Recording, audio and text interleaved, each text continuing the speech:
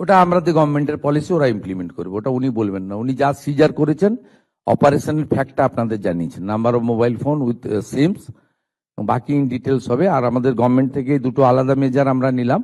একটা হচ্ছে দুজনকে সাসপেন্ড করলাম, ডিপার্টমেন্টাল সাসপেন্ড, আর আরেকটা হলো আমি এইচএস কে দায়িত্ব দিলাম এই কেসটা। কারণ এই মোবাইল ফোন কোত্থেকে এসেছে, সিম কে কে ইউজ করেছে, কল রেকর্ডে কেউ জেলে থাকলে আপনি কথা বলতে পারেন না, আপনিও সমানভাবে দুষ্ট।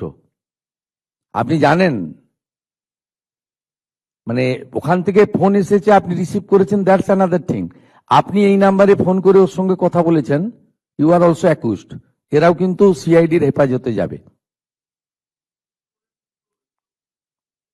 সেটার জন্যই আমাদের সিআইডি কে, বেঙ্গল পুলিশ এবং সিআইডি ইজ কম্পিটেন্ট। এতদিন কাজ করতে দেওয়া হয়নি, করেনি, এরাই করবেন, কাউকে লাগবে না।